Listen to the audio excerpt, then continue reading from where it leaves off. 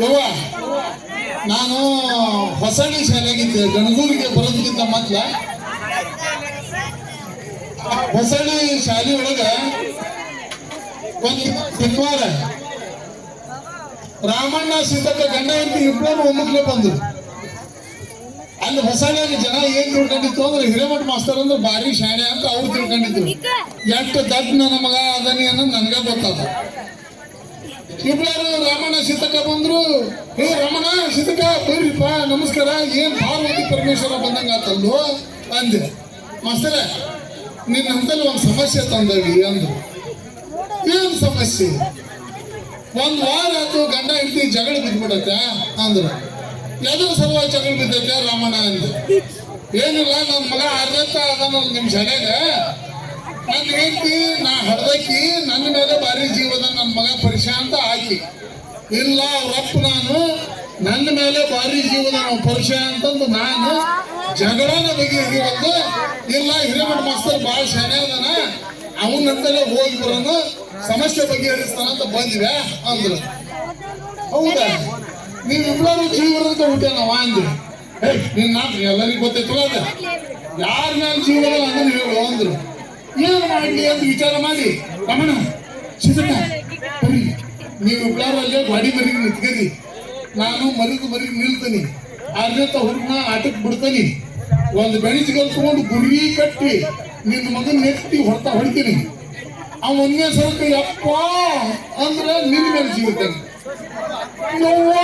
ಒಂದೇ ಸಲ ಅಂತಂದ್ರೆ ನಿನ್ನ ಮೇಲೆ ಸಿಗುತ್ತಾನೆ ಅಂದೆ.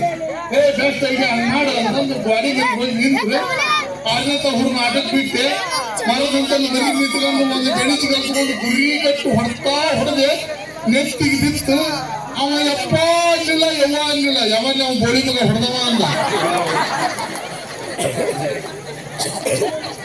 ಅವ್ರಿಬ್ಬರು ಗಂಡ ಹೆಂಡತಿ ಕೂಡಿ ಮಾಸ್ತರ ನಿನ್ನ ಮೇಲೆ ಬೆಲೆ ಜೀವ ಅಂದ್ರ ಅಂದ್ ಹೋದ್ರು. ಆ ನಮ್ಮ ಪರೀಕ್ಷೆಗ ಓದಾಕ ಬರಿಯಾಕ ಲೆಕ್ಕ ಮಕ್ಕಿ ಏನೇನು ಬರ್ತಿದ್ದಿಲ್ಲ, ಆದ್ರೂ ಒಂದು ದಿನಾನು ಶಾಲೆ ಬಿಡ್ತಿದ್ದಿಲ್ಲ. ಅವ್ರಪ್ಪ ಒಂದ್ ಬಂದ, ಮಾಸ್ತರ ಹೇಳ್ಬಿಟ್ಟು ಮಾಸ್ತರ ನನ್ನ ಮಗ ನಿನ್ನ ಕೈಯಾಗ ಕಲಿಯಾಕಂತ ಎಷ್ಟು ವರ್ಷ ಆತು ಅಂದ. 6 ವರ್ಷ ಆತು ನಮ್ಮಣ್ಣ ಅಂದಿದೆ. ಅಲ್ಲ ಅವ್ನು ಓದಾಕ ಬರಿಯಾಕ ಲೆಕ್ಕ ಮಗ್ಗಿ ಏನೇನು ಬರಲ್ಲ, ಎಲ್ಲ ಬರೋದು ಪ್ರೀತಿ ದೋಷ ಉಪಯೋಗ ಮಾಡಿ ಅವನ ಹತ್ತಿ ಬಿದ್ದು ಹಳ್ಳ ಸೇರಿಸ್ಬೇಕು ಏನೇನು ನಾಪ್ಪ ಅಂತಂದ. ಅಲ್ಲ ತಳವಾರ ರಾಮಣ್ಣ ಬಾಪ ಅವ ಚಲೋ ಅದ ಮನುಷ್ಯ. ಸರಿ, ಅಲ್ಲಿಂದ ಈ ರಮಣ ನನಗೆ 3 ತಿಂಗಳು ಟೈಮ್ ಕೊಡು, ಅವನ್ನ ಎಲ್ಲ ಓದಾಕ ಬರಿಯಾಕ ಲೆಕ್ಕ ಮಗ್ಗಿ ಬರಂಗ್ ಮಾಡ್ತೀನಿ ಹಿಂಗೆ. 6 ವರ್ಷ ಕಲಿಸ್ತಿದ್ದ ಮಗ 3 ತಿಂಗಳದ ಕಲಿಸ್ತೀಯ ಅಂದ. ಮಾತು ಕೊಡ್ತಾನೆ, ದೇವರಾಣಿ ಕಲಿಸ್ತೀನಿ, ನನ್ನ ಮ್ಯಾಗ ವಿಶ್ವಾಸ ಅಂದೆ. ಡೇಟ್ ಬರ್ಕೊಂಡು ಹೋದವ. 6ನೇ ಕ್ಲಾಸ್ ಹೋದೆ. ಹೋಗ್ಲಿ ಎದ್ದಿತ್ತಲ್ಲಿ ಅಂದೆ. ಡಾಕ್ಟರ್ ಸರ ಅಂದ್ರ ಒಟ್ಟರು ಬೇಡ ಪರಿಚಯ ಮೇಲೆ ಅಂದ್ರು. ಸರ ಅಂದ. ಪರಶುರಾಮ 4 ಎಷ್ಟು ಅಂದ್ರು. 4 10 ಅಂದ. ಮಗನ 1ನೇತ 2ನೇತ ಹುಡುಗ ಹೇಳ್ತಾವ ಬೈಲಕ್ಕನ 4 ಎಷ್ಟು 10 ಅಂತ ಕೋಲ್ ತಗೊಂಡು ಹೊಡ್ಯಾಕ ಹುಡಿಕೆ. ಮಕ್ಕಳ ಹಕ್ಕುಗಳು ನೆನಪೋದು, ಮಕ್ಕಳು ಹೊಡೆಯಂಗಿಲ್ಲ, ಬೇಯಂಗಿಲ್ಲ, ಕಣ್ಣು ಕಿಸಂಗಿಲ್ಲ. ನೀವು ನನ್ನ ಮ್ಯಾಗ ಕೇಸ್ ಹಾಕ್ಬೋದು ಮಾಸ್ತರ್ ಮೇಲೆ, 2 ರೂಪಾಯಿ ಅಂತ ಕೋಲ್ ತೆಗೆದಿಟ್ಟು ಪ್ರೀತಿಯಿಂದ ಹೇಳೋದಂದ. ಪರಶುರಾಮ 4 ಸಿಬಣ್ಣು ಅದಾವ, 4 ಮೊಸಂಬಿ ಹಣ್ಣು ಅದಾವ, 4 ಸಿಬಣ್ಣು 4 ಮೊಸಂಬಿ ಹಣ್ಣು ಎಷ್ಟಾದ್ರು ಅಂದೆ. ಹಣ್ಣಲ್ಲಿ ಅದೇ ಸರ ಇಲ್ಲ ಅಂದ. ಅದ ಒಂದು ಇಟ್ಕೊಂಡ್ರೆ ನಿಮ್ಮ ಅಪ್ಪನ ಗಂಟೆ ಏನೋ ಗತಿ ಮಗನ ಅಂದ್ವಿ. ಅದಕ್ಕೆ ಅವ 4 10 ಅಂತ ಇಟ್ಕೊಂಡ್ರಿ ಸರ ನಿಮ್ಮ ಅಪ್ಪನ ಗಂಟೆ ಏನೋ ಗತಿ ಆತೈ ಮಾತೈ. ನಾನು ಅಲ್ಲಿಗೆ ಬಿಟ್ಟಿಲ್ಲ. ಪರಿಚಯ 3 ಎತ್ತಲೆ ಅಂದ. 3 12 ಅಂದ. 3 12 ಮಗನ ಅಲ್ಲಿ ಮಕ್ಕಳ ಹಕ್ಕುಗಳಲ್ಲಿ ನಿಮ್ಮ ಮಕ್ಕಳು ಮಾತು ಕೊಡ್ತಾನೆ ಮಂಗ್ಯನ ಮಗನ ಅಂತಂದವನ ಕೋಲ್ ತಗೊಂಡು ಎಷ್ಟು ಹೊಡೆಯಕ್ಕೆ ಹೋಗಿದ್ದೆ. ಅಡಲ್ಲಿ ನಮ್ಮ ಟೀಚರ್ ಬಂದ್ರು, ಅಲ್ಲಿ ಹೆಣ್ಮಕ್ಳು ಅದಾರ ಹೆಡ್ ಮಾಸ್ಟ್ರು, ನಾ ಅಷ್ಟಕ್ಕೆ ಮಾಸ್ತರ್ ಇದ್ದೆ.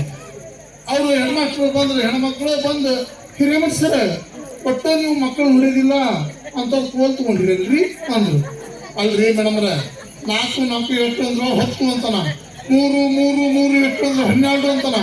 ಇವ್ರಪ್ಪ ನೋಡಿದ್ರೆ ನನಗೆ ದೊಡ್ಡ ಗುಂಡಿ ಕಟ್ಟಿ ಹರಿಗೆ ಹೋಗ್ಯಾನ, ಇವ್ನು ಹಟ್ಕೊಂಡು ಕಚ್ಚ ತೊಗೊಳೋದು ಕೊಂದು ಬಿಡ್ನೇನ್ರಿ ಅಂದೆ.